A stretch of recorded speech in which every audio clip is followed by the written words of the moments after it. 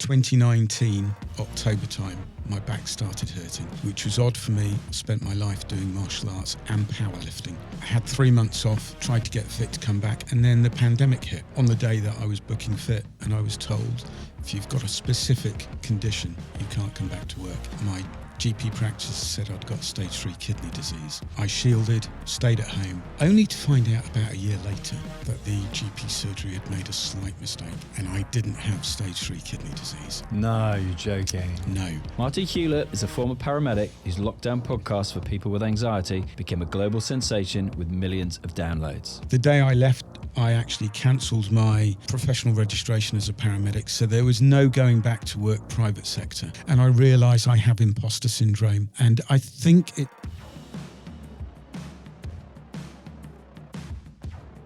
Welcome. Hi Alex, thanks. Wow, I'm almost blushing. I was like, Well, the Google one's a good one to add, eh? That's a new one. That's the last month or so, yeah? Yeah, that was fantastic. And it was picked up by the local press in Devon. And I think if I ever had to have a poster on the wall, it'd be that front page because it's the most beautiful write-up. If I could have written it myself, it would have been that. Perfect. So, yeah, it's been an amazing year. Complete dichotomy from the previous year when my whole world fell apart and I lost everything. Or I thought I had. But there you go. A lot of good support from people. The podcast kept me going as well. Yeah. Because when you produce a daily podcast of positivity, it's difficult to feel sorry for yourself for too long. Must be. And look, I'd like to start with trying to find out, when did you know as a paramedic working in the NHS that your time was coming to an end there? There was a definitive date. It was a slow process. So 2019, October time, my back started hurting, which was odd for me. I spent my life doing martial arts and powerlifting. I struggled through to, very specifically, halfway through Boxing Day shift, and it just went. I had 3 months off, tried to get fit to come back, and then the pandemic hit on the day that I was booking fit, and I was told, if you've got a specific condition, you can't come back to work. And my GP practice said I'd got stage 3 kidney disease. So I shielded, stayed at home, grew the podcast, homeschooled the stepkids I had at the time, only to find out about a year later that the GP surgery had made a slight mistake and I didn't have stage 3 kidney disease. No, you're joking. No. Kind of happy about that. Yeah. I mean, not for the medical reason, but just like, well, thank you very much. There was no guilt to have been had. Then tried going back to work, and there was a specific incident where I was what we call third manning on my phased return, and I realised this wasn't my place to be. The culture had changed. I had changed. And that was my very last shift. I did a stint down in what we call corporate HQ, but I was like a caged animal. And it reminded me of when I was a teen and in my early 20s when I was working as a software engineer. And I gave that up. I was like, I can't do this. Things escalated and we parted company. I think that's the politest way to say it. Okay. And so last year, August the 10th, 23, I went full-time as a hypnotherapist and podcaster, much to my amazement that at 59, I've been so fired up to start a new career as an influencer, as my kids say. I still can't get over it. Congratulations. Yeah. So, that was it. The day I left, I actually cancelled my professional registration as a paramedic, so there was no going back to work private sector. I was like, no, let's going to make this work. And whereas the podcast is a success in its own right, I realise I've been shielded for over 20 years within the NHS. I know nothing about business, zero. But it's quite a step to then admit that, especially as an old bloke, and seek out help. and be very open and honest to people that you want to mentor you. So, yeah. And tell me about your time as a paramedic. I was just talking with you off air before. A friend of mine ended up moving from aviation into the NHS and working as a paramedic during lockdown. And I think he struggled mentally with quite a bit of it. And in the end, after about 3 years, I think he came back out and went back into aviation once aviation has opened up and started recruiting again. But all sorts of stories of, people throwing bricks at ambulances and like trouble with fire brigades and police and all sorts of crazy stories. Where was he working? Up in Newcastle, yeah. Oh, right. Up there, yeah. More urbane. No, I was in rural North Devon. Yeah. But busy. So I always said for 22 years, I never did a day's work. I was born to be a paramedic. It suits my eclectic personality of being challenged, not knowing what you're going to do from 1 hour to the next, a massive scope of practice, and those bad jobs that everyone asks you about when you're out socialising. I don't have that chip where I'm affected. I'm just purely result focused, driven to be the best that I can be for that person at that time. Yeah. Never had a night's loss of sleep because of anything I saw or did. I loved it. I would miss it if it was the old job, but it's not now. But I have no regrets about my time in there. That's great. I loved it. To have no regrets. Yeah. And to have loved it and never to have worked a day. No. And I would say it's the same with podcasting. Oh, it's better. Oh, there you go. Yeah, exactly. Oh, yeah. Yeah. I don't have a boss. I produce what I want. Whatever I produce is not wrong. And also, it allows me to embrace my creative flair, which obviously you can't do as a paramedic. You're driven by protocols and guidelines. I love what I do. I just, the thought of that I've now created a show which has created its own brand. I wake up and pinch myself. I'm really humble about it. I've got a good, close-knit group of friends that keep me grounded. I can't swear, but they call me certain names if ever I mention it. Yeah. Or maybe they'll slap me every time I mention the fact that I went to Google. But look, I mean, I remember going to the same talk as you. We bumped into each other serendipitously at the podcast show in London in 2023, and we were there listening to a talk by the team behind two different podcasts, team behind Fern Cotton's Happy Place and the team behind High Performance Podcast. Yeah. Again, by a strange quirk of fate, last week I met the guy whose talk we listened to from the High Performance Podcast, a guy called Will, who's the CCO of High Performance. He was recording in the same studio that I was, and I actually kept looking at him during the day, and he was like busy and meeting, there's like meeting rooms there. And then towards the end of the day, I thought, I'm just going to stick my head in and tell him. And I literally put my head in it, and I literally said to him, just wanted to let you know, I heard you talk at the podcast show last year. Yeah. And it was the first time that I've then ever taken a break in my podcast of 7 years. It gave me that much food for thought that I was like, I actually need to take stock and take a break and come back stronger. And I just thought it was really important for me to say that to him.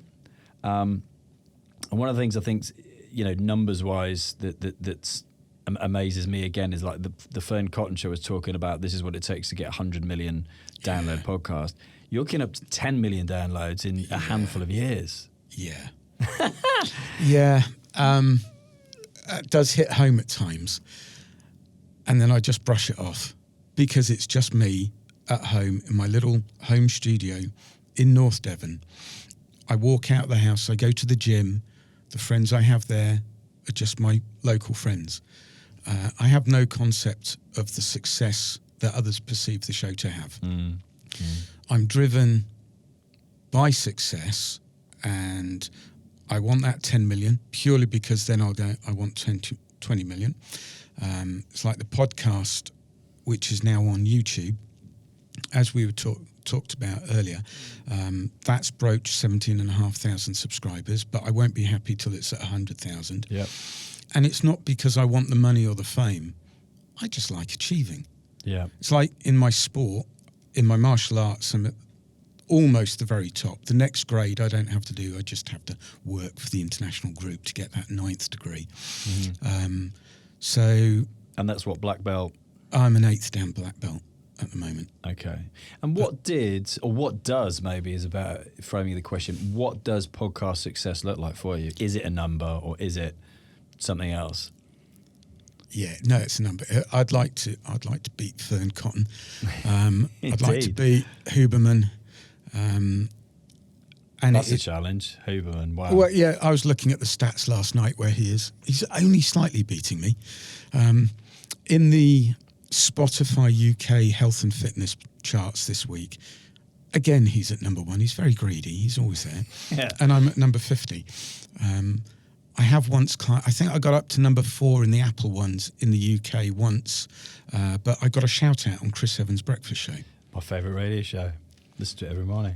Yeah, I'd messaged him this morning to see if I could get on there, come on the radio. Yeah. I do it every week. Do you? Yeah. And you got a shout out once? I got a shout out. And you know, so Eddie Temple Morris has gone over to Anthems. He shouts out my show all the time. Oh, amazing. I write to him most weeks.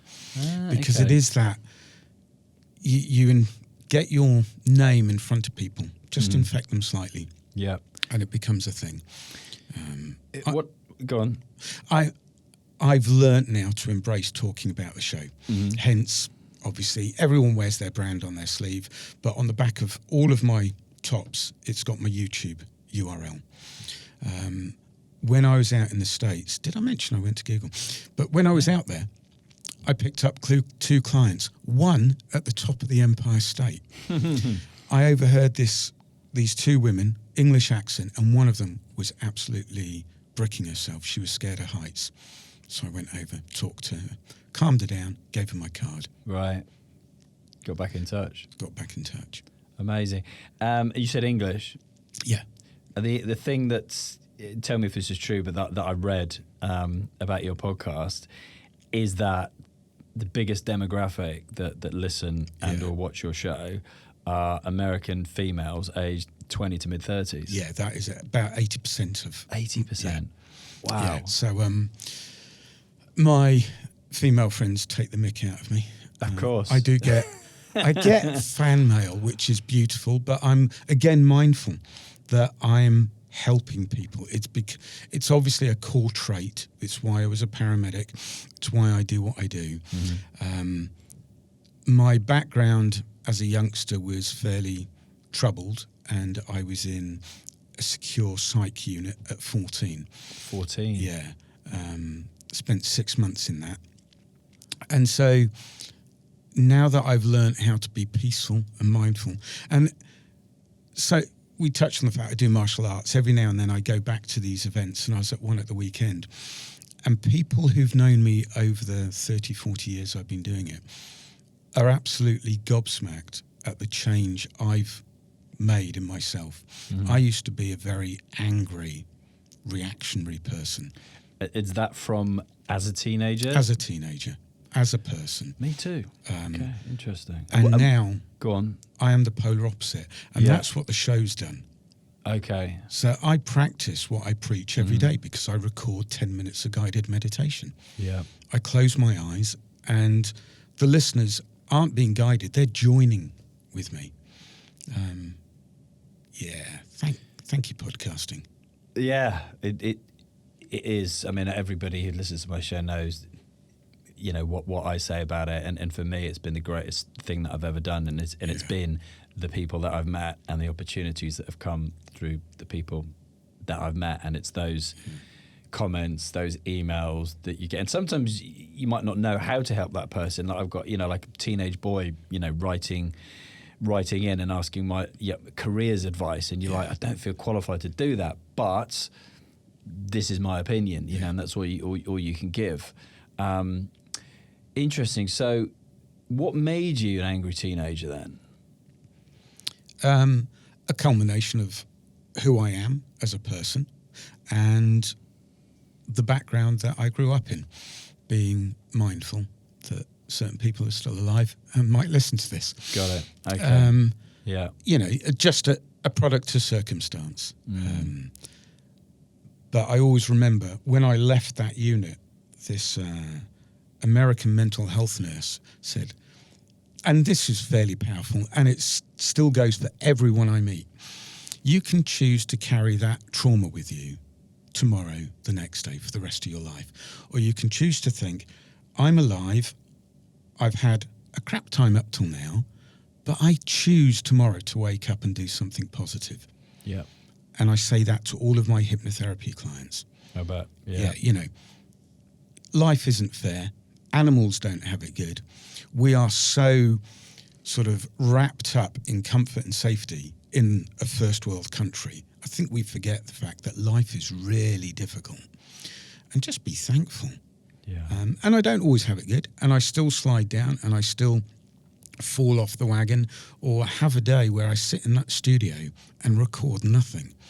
But I am no longer angry about it. I realise, you know, I have an eclectic personality trait,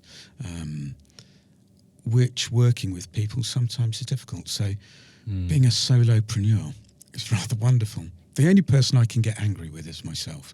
And I refuse to do that anymore. Right. So what do you do as a coping mechanism then if you feel that you're getting angry? I don't get angry. Okay. I suppose subconsciously I avoid any triggers to get angry. Yeah. I drive more mindfully now. I have to drive very mindfully in my local area because I bought a private registration which exactly says what I do for a living. But then it's all advertising. And if I can't control it, then how can I expect my clients and my patients to get better? Yeah. And when did you, was it 2018 that you first discovered hypnotherapy? About 17, 18. I think I qualified in 2018. So I had this amazing breakdown about 8-9 years ago whilst on duty. I'll discuss that one off camera later because it's quite funny. Okay. And they sent me for this therapy, and it was called rewind therapy. It was developed for the military for PTSD. Yeah. If they'd have called it hypnotherapy, I probably wouldn't have engaged. And I remember sitting there in front of this woman, Kathy, who saved my life, is credited with everything I now do. And I remember as I sat there listening to her with my eyes closed, part of my mind thinking, this is stupid. But I walked out of that session, stopped in the middle of a car park, and suddenly that negative vitriolic diatribe in my head that had been there all my life was gone. No matter what I was doing, getting married, delivering a baby, resussing someone successfully, at the top of my head it was like, you're a failure, you're useless. That constant. And she changed it. She just got rid of it. One session or? One session. Whoa. Wow. Yeah, no, really. I'm like, OMG. And I knew I had to learn this. It would be a brilliant skill as a paramedic. Yeah. So that's the reason you did it first, but you thought it'd be a string to your bow. But you'd be a string. Also, I thought the other reason was I'd lost the house and half my pension in a divorce. Amicable divorce, really can't stress. Do your best. Stay in touch with your ex as long as no one's cheated. And my ex-wife saved my life a year and a half ago.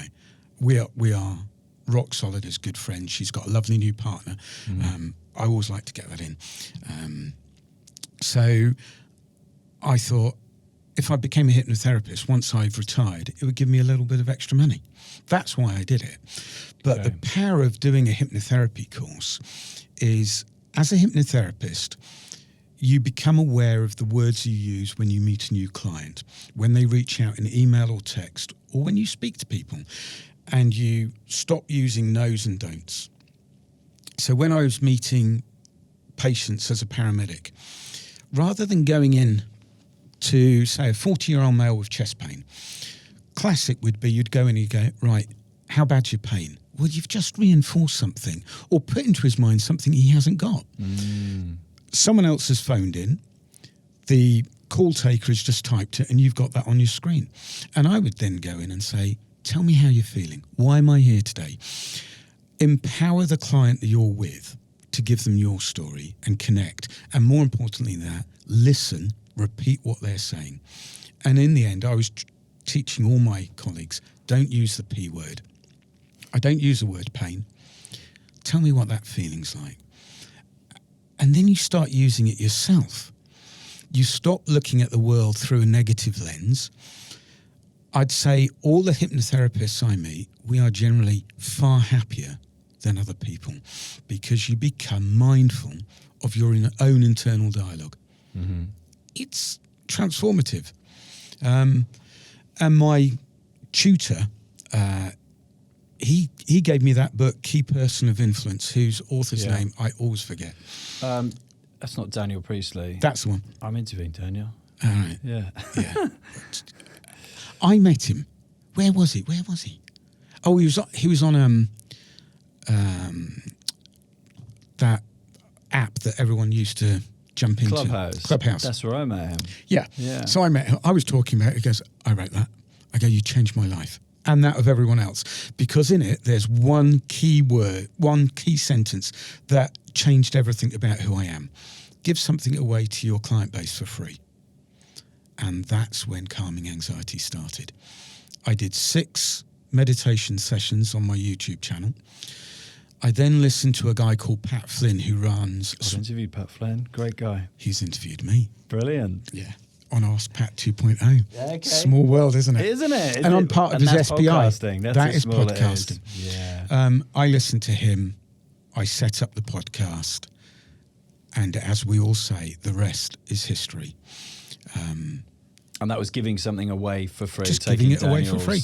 Yeah. Advice. And I just happened to click that box for advertising revenue. I had no concept how that would change. And I remember going to work after the first show was released, and I was on the Spreaker app, and I'd earned 7 cents. And I was telling all my colleagues, look, I've earned 7 cents. Yeah. And rightly so, they all took the mick. This time last year, just on pre and post rolled ads, it brought in $3,500 in a month. And I'm like, ooh. I did base my financial decision sort of not worry about work at that point. Yeah. And it has dropped significantly. But then you balance that up in other ways. Yeah. So my podcast is my lead magnet for... Yeah. And I say this to everyone, especially in the therapy space. Run a podcast. Any business needs one because it's all searchable on SEO, on Google, on YouTube. It's free. It pays money. I've become a Prime member. So Spreaker, my host, offered me their Prime membership. So they pay me to be on their site. Yeah. And then people can book private one-on-one hypnotherapy sessions through the show notes, through my Calendly link, all paid for. Yeah. I'm like, wow. What's not to like about this? I know. And yet I still don't view myself as an entrepreneur with a business that is charted in 154 countries. And sometimes I do look at the stats and I like, oh, that's good. Yeah, that gets addictive. Every morning. It's the first thing I do. Yeah, it's addictive, man. Yeah. I'm interested to explore then, you not considering yourself an entrepreneur, and before that you'd said you don't consider yourself a success. That voice that you had in your head before you saw the hypnotherapist, knowing what you now know, where did that voice come from and why did it become so, I guess, overpowering in your head? Okay, it was my dad. I only appreciated it after my father had died, that he had probably had PTSD. He had us late. He was a career soldier. He was in a military kids' school from the age of 7. To put it into context of how old he was from us, he was in the Desert Rats. He got the Italian medal campaign, so he was in the army in the Second World War. Yeah. And then his career was as bomb disposal. I mean, there's going to be a bit of PTSD. He wasn't a family chap. He wasn't a warm he didn't have friends. Yeah. But he was a high achiever. So he was in the army swimming team. He was a big guy, and I'm not. So he was like 6'4", 19 stone. Wow. Big, tough bloke, and I was the run to the litter. So yeah, not a lot of paternal. That run to the litter in your head, or made abundantly clear? No, my brother's like 6'2". My Right. sons are like 6 foot, and for the record, I'm 5'7" and shrinking. All right. So I realise those issues are my issues. You know, I have a height complex, and I realise I have imposter syndrome, and I think it's a benefit for me because I despise arrogance, so it checks me. So although I don't view myself as an entrepreneur or a business person or a success, I cannot deny that I am all of those things. Yes, I like that. Okay. Right. I am aware of the dichotomy that I face. Everyone around me in business empowers me and goes, "You've got the most amazing product." Yeah. All right. Yeah. And I've had amazing results. And I do sometimes listen to my shows. I hardly ever edit them. They're done in one take. They just go up. Everything's set. But sometimes when I listen to them, I actually think, "Oh, that's good." But then I'm recording it for me. You know, they are from the heart. That's the best way then, isn't They're it? not scripted. Are they not? So, No. I mean, I should probably tell everybody, after I met you, I started listening to your podcast, and I listened to it a lot, and I've like shared it with my wife and stuff, and I go, he has the most he puts me to sleep, you know, which is probably not the purpose, but ultimately if you can calm somebody down that much from a ridiculously, you know, busy, hectic, stressful day, that you put them in the mindset that they can relax enough into themselves, then that's got to be a good thing. So I come up with the title. Okay, so yeah, talk us through your creative process then. That's interesting. So obviously it's a daily show. It's a guided meditation with an affirmation. I'll brainstorm 30 affirmations. So, you know, you go through all the regular ones, but, you know, I've now got almost 1,500. Wow. And I'll brainstorm for an hour. So when I'm firing on all cylinders and it always varies with my mind, I can write all that work. They go into a Google spreadsheet. And then when I have a good day of recording, I just copy the title into a text file on the screen, massive, fire up Ableton and press record, close my eyes, and then just do it. You close your eyes and you've just got the affirmation in your... Yeah, in my mind. Oh my God, I just assumed you're reading from a script. No. Which is really difficult to do anyway, reading something like that from a script. And then so at you're the end of just 10 minutes. styling. So on the YouTube chat, when I decided to put them on YouTube as well, that's when I had to do them all live to camera, because editing video takes too much time. If you're recording as much as I am. Yeah. So all of those shows, and they stopped in November when, for the first time in years, I got a chest infection and had to cough. So each show would take a day to record. Oh my God. But that was my fault for not having batched up enough.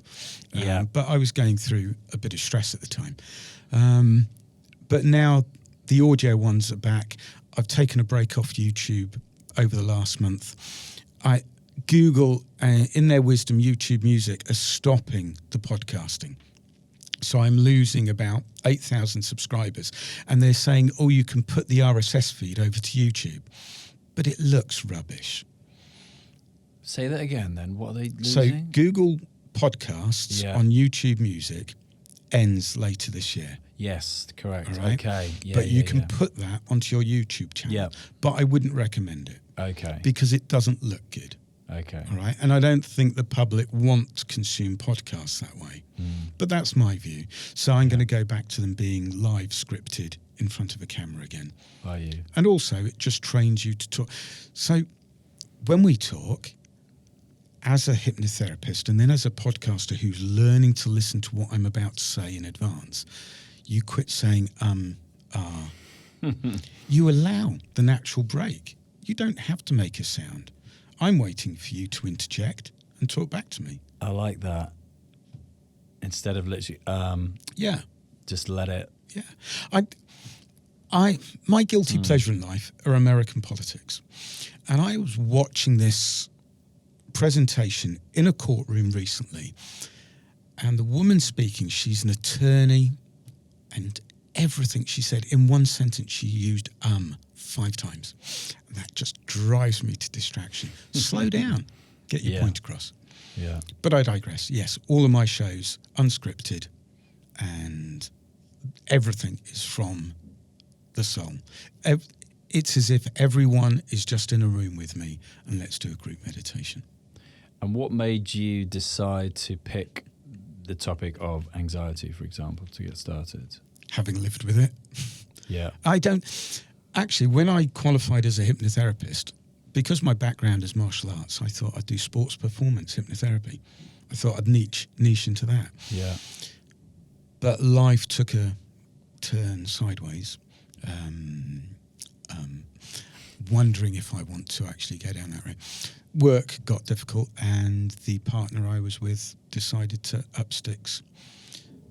And that's as much as I'll say on that one. Okay. And she saved your life, you said? No, not that one. No. Okay. Oh, no. No, my ex-wife happened to be visiting from Sussex. Comes back every month to see the boys, and we always go out for a drink. We've got all that history, and we like to share it. I'd been a house husband for 9 years. I brought my 2 sons up, and we like to talk about it. And her new partner, bizarrely, was one of my friends out in Germany in 1984. They met on a dating app. Oh my God. Yeah, he doesn't deserve that. Joke. So, yeah, my ex-wife just happened to be passing when I was at my utmost lowest, and I'd done something. I'd broken mentally and done something very silly, and she saved me. Wow. Yeah, and she was very angry that work had pushed me to that level. Okay. And that their boys may have lost their dad. Wow. So when it came to that moment of deciding whether you're going to stay as a paramedic or not, your decision to be made for you.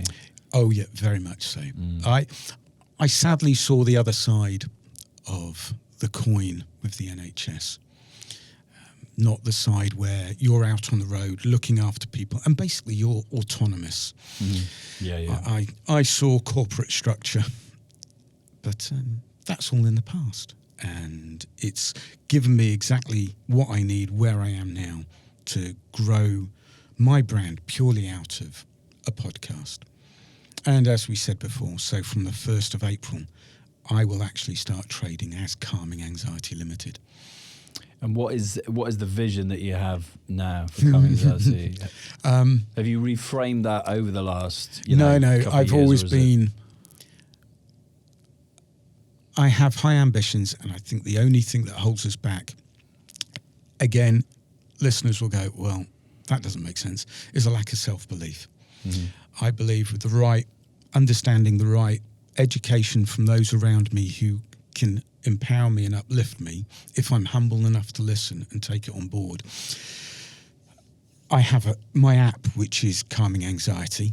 Again, that's an amazing story, how that came about, purely from helping someone I didn't realise I'd helped. I would like to challenge Calm and Headspace in that market. Yeah. And I appreciate how big they are. I mean, Calm 2 years ago was valued at $1 billion. I was about to say to you, are they 9 or 10 figure? They are. Both of them have got to be 9 figure or 10 figure. Yeah. Wow. So my app is comparable, but it comes from a place of care and empathy rather than from a very carefully orchestrated business plan. Okay. I've seen the guy who runs it, amazing, but he's a business person. Mm-hmm. I'm a person who's been there, got the badge, and feels he understands anxiety and mental health. And also, as I say to clients, when they come to see me, most people think, oh, hypnotherapy, it's a magic switch. No, I can make people stop having their phobia in one go, but that's just covering it up. It's Right. not getting to the core of it, and to find your true self and get past all those negative blocks, those negative anchors, and the negativity of your past imposed on you by other people's words and actions. It's training your mind to think differently. And it's no different to wanting to be able to do a park 5K or a marathon. You have to work at it. Yeah. Which is why I ask my clients, my audience, listen every day until you think positively without thinking. Until those old phobias, those old OCD moments. So I used to be really OCD about pictures being hung straight. Mm-hmm. Really. I went into a cottage once with a crewmate, and you could see her walk in front and her shoulders sunk, and she just went, oh God. Every square inch of this house was covered in picture frames. Oh, and she knew you very well. And they were all wrong. Right. And I spent half an hour. It wasn't an emergency job, it was a social job, so the patient was safe, just in case anyone wants to get uppity about it. However, now, I would look at that and smile. And that's where I like my listeners, my audience, my clients to be. You will always have those core triggers, but they won't affect you negatively. Mm-hmm. Yeah. Where were we on that? That your vision. Yeah, is to just help people have a happier, their world. We can't change the big world, although I do think if everyone shared the show every day to 2 people, we would spread that kindness virus around the world. Yeah, I love that. Yeah. So I do ask at the end of every show, please share this. And every show ends with just simple 2 things. To yourself, be kind. If you empower your close circle of friends, your family, your work colleagues, just to be slightly kinder and nicer to you, to themselves, and to whoever they interact with. I have no time for negativity anymore. Wow, podcasting. That guy, key person of influence. And he needs to take credit for this as well. And it's that butterfly effect. It's like Chris Evans years ago, during lockdown, he shouted out the show and it escalated. Yeah. All of that matters. I mean, again, it's funny, isn't it? Like how it's all interconnected. I didn't know what you've just told me about Daniel Priestley. I've literally, as I say, communicated. He was meant to be on my podcast in December, cancelled because he was ill. He's since gone on to Diary of a CEO and got like 1 million views just from that one podcast. I've been liaising to get him back on my show. And this morning, before you arrived, I replied to an email from his PA, Susie, shout out to Susie from Dent Global, about these are the next dates I'm in London, do either of these work? It's just crazy, isn't it? Well, let him know when you interview him. Yeah, 100%. Right. Yeah. Because it is those small moments. It's like when we met at the podcast convention, you were first in queue, I was second, and that little negative 4-year-old inside of me is like, be quiet. And I go, no, you didn't come all this way to be quiet, just talk. Yeah. Best thing I ever did. Yeah, exactly. Yeah. Yeah, that's coming up this year. Because I'm sure somebody like Daniel, far more qualified than me to go. But if you're up against like Headspace and Calm, and you have what you have, and you have just the numbers and the reach that you have, it's like how could you not? It's not even a David versus Goliath, because if you look at it just from the outside looking in, you would think you've got a good shot at really scaling even more what you do. That's for me. I've got to make a decision on how much I can market into advertising the app, because the market space is fairly saturated. But my app is all built around, as everyone says, you get it. People write their comments, their reviews are, for the first time ever, I listened to someone who got what I'm going through.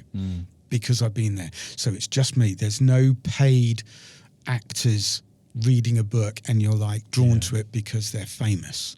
And what does it say about the world we live in that market is saturated around anxiety and mental health? Yeah. So it is sad. although it's a bonus for me that I've picked the right market to be into. A growing market. A very unfortunately, growing market. But yeah. But the app came about, and the brand. I used to have one of those Microsoft Windows little logo generator things. And this guy reached out to me who had heard the show, who it had saved, and he runs a web design firm. And as a way of paying back, he'd like to redo my logo. Right. And they sent 13 different drafts down, and the logo I have now, I'm like, oh wow, it's like he'd reached into my soul, or as the woman who designed it had. It was perfect. And they rebranded it, and I was just like, I was so thankful. It gave me that professional image. And then about a year later, they brought in an app design team, and he wanted to see how they would integrate within his business. And his idea was my show needed an app. Right, I see. And they built the app for free. Yeah. For me.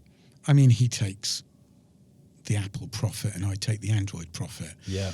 And it's 90% on Apple. But I don't begrudge it at all because, shout out to Chris Gilchrist because he's given me this extra gravitas within, everyone says, well, you need a book. Yeah. Look at the app. The app's beautiful. It is just a thing of joy. Yeah. And download it. It's on Android and iOS, and pay for the £5 a month to have it advert free. It's wonderful. and it's so much in it. And I just think with the right push, the right marketing nuance, it will get out there. And then later this year, my first physical product as well, all off the back of a podcast. Something I can't allude to because there isn't this on the market. Okay. Oh, yeah. Makes sense. I'll let you know. Yeah. No, please do. I was trying to code it. I'm really careful. It needed a bit of coding. And then again, I used Google Gemini. And I just typed into Google Gemini, could you code this in this language to do this? It did it. Now, my background's coding. It would have taken me a week, but this thing did it, and it did it even better than I wanted it to. It's just insane. It is. So, let's talk insights, reflecting back. What was the one thing that you think you needed to say, screw it, just do it, and get from where you were as a paramedic in the NHS to where you are today with Coming Anxiety brand? Yeah. Coming up to 10 million plus downloads, 150 plus countries. What's the one thing? Again, let's go back to Pat Flynn. I've got his book, Let Go. Yep. All right. I should have let go a long time ago. But I was looking after my previous partner and her two stepkids. I was massively the main breadwinner, and I was scared. Being kicked out of the NHS in hindsight was the best thing ever. Yeah, I needed that. I probably would have been too scared to do it, even though I was unhappy now doing something I detested. Yeah. Yeah, I just needed to be kicked out and believe in myself. I was going to say, was it self-belief? Okay. It really was. Yeah. And it's the worry of, will I have enough money? I've recently bought sort of a camper van, a long wheelbase Mercedes. I mean, if push came to shove, Yeah. I've built my own mobile recording studio in there. Yeah. So In there? Yeah. Oh. So I can go away with my dog, and we Yeah. could spend a week, 2 weeks away, and I could stay on top of everything. Yeah. Yeah. Very cool. You might have answered the next question then. What was the one action you needed to take the big domino, that if you hadn't knocked that domino over, it wouldn't have knocked over any of the other dominoes? I think I would have left anyway. Okay. I think I was really struggling to go into an office where you just sit there for 12 hours. And I understand why we have to speak calmly and understandingly to certain people in society. But I think we've become too placid. And I'm really choosing my words carefully. I thought you were. We could be so much more, especially within the NHS. if we just made people take responsibility for themselves? But that's then. Yeah. Now I'm helping people take responsibility for themselves. How would you like to be best remembered for your contribution in the space that you're in at the moment, when all is said and done? He made a change and he cared. I Love it. I would like to take what I do into schools to get to the 14, 15, 16-year-olds now and teach them how to think differently.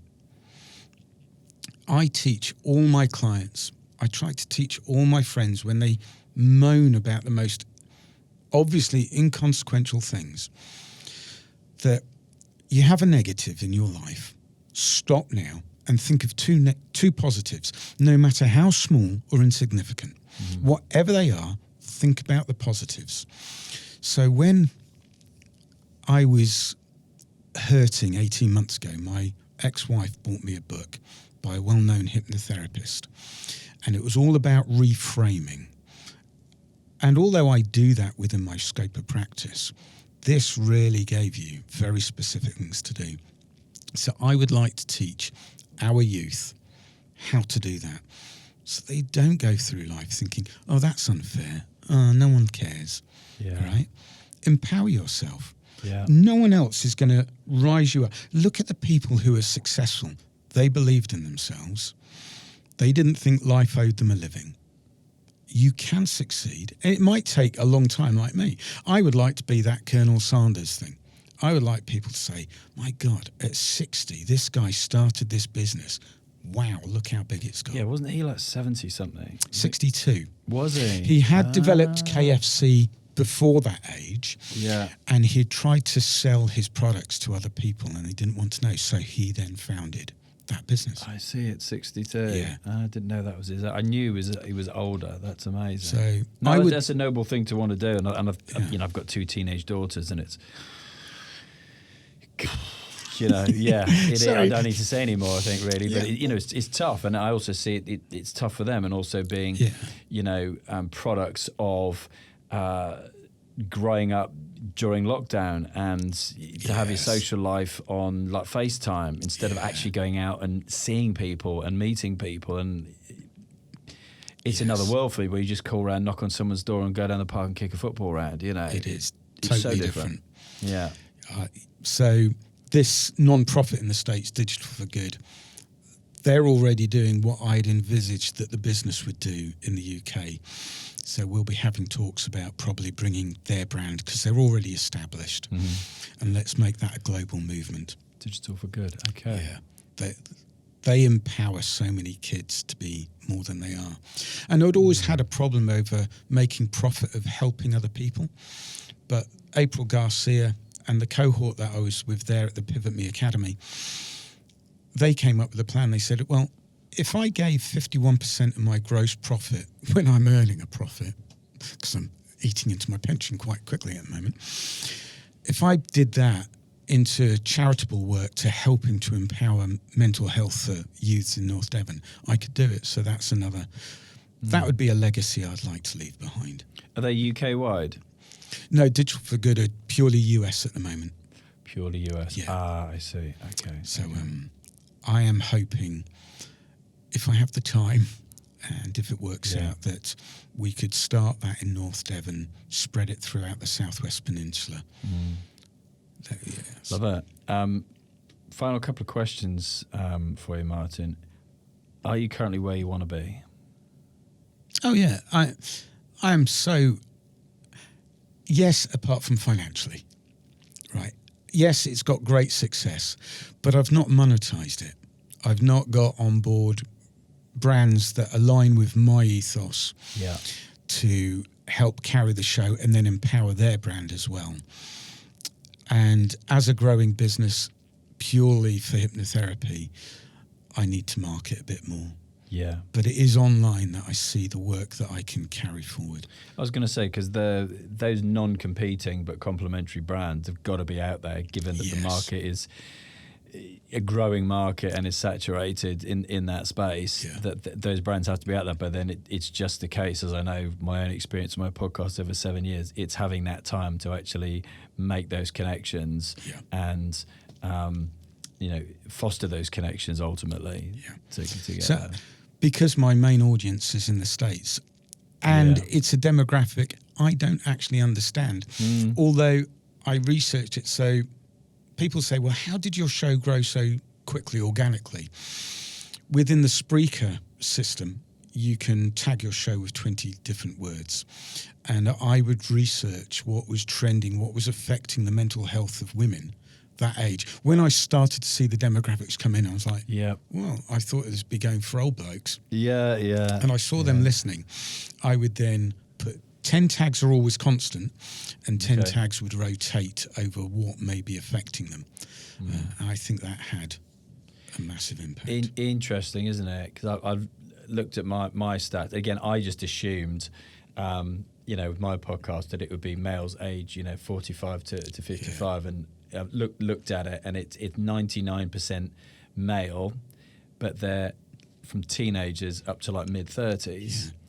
And interestingly, with YouTube, it's more US than UK, which again, you're like, well, where are they coming from? How are they finding it? And it's a whole other conversation, but it's very surprising, isn't it? And I think for those who are podcasters or have video channels or whatever, it's really interesting to look at the stats and kind of find out who your audience is, and then ask them. My biggest growing market is India. Is it? Yeah. So I'm looking at the trends there. Because it's 3 times larger than the US, and predominantly they all want to speak English. Yeah. Right? 3 times? Yeah. We've got 1.1, 1.2 billion people. Yeah. And it was 350 million, something like that in the US. 3 times. See, I've never thought of it framed like that. Yeah, okay, knew the separate numbers. Massive. I once, when the podcast had hit like 1.5 million downloads, via the Clubhouse app, I was invited onto an Indian business guru's webinar early one morning. I remember padding into my studio at 5 a.m. I put a t-shirt on. I was still in like boxer shorts, thinking it was just going to be me and him and maybe a few other people. There were 250 people on this live webinar, and he introduced me as this podcast sensation. Like, oh, wow. And I saw my stats bump up instantly. Yeah, of course. Yeah. Oh, very cool. Yeah, it'd be worth looking at. It's a good market, and it's a very entrepreneurial sort of demographic. Yes, it is. It is. 100%. They've got a good high work ethic out there. Last question for you. Any advice you would give somebody who wants to get from where they currently are to where they want to be? What's the best piece of advice you could give somebody? Structure, organisation, stick to it. The hardest thing I found when leaving the NHS was structure. So I gave myself a workflow Monday to Friday, including gym time, including time out, so that you're not constantly working 18-hour days, which I'd been guilty of many, many years ago. And set small plans. My Google Calendar is set with small tasks that I have to achieve. Monday mornings, 9 o'clock, 1 hour, do the accounts. Just do them. Just because if you focus on those small things, it becomes a habit and you feel that you've accomplished something. It's that old US admirals thing of make your bed when you get up. Yeah. It is so important. And within the show as well, I always say for those struggling, going through the darkest of times right now, commit later on today to just doing 2 minutes of something positive. That could just be washing up the mug in the sink, but always do something positive. Have structure and stick to it, but make them small. Yeah. Don't set big goals. Yeah. I mean, my big goal is to eventually be bought out by Calm, because I'll be a thorn in their side. I'll be taking from their market and they don't want it. So if you're listening, mate. Hope you get there. Yeah. Be a great story, get you back in then. Oh, absolutely. Oh, I get that. Because why not? I always achieve at the goals I set. Love that mindset. Probably pretty obvious where people can find you, but you might want to reiterate it at the end of the show. Everyone, Calming Anxiety. It's on Spotify. It's the app. It's the website. Although it's calminganxiety.net, I've got to haggle over the .com domain. Damn. Okay. Yeah. Easy to find you. Easy to find.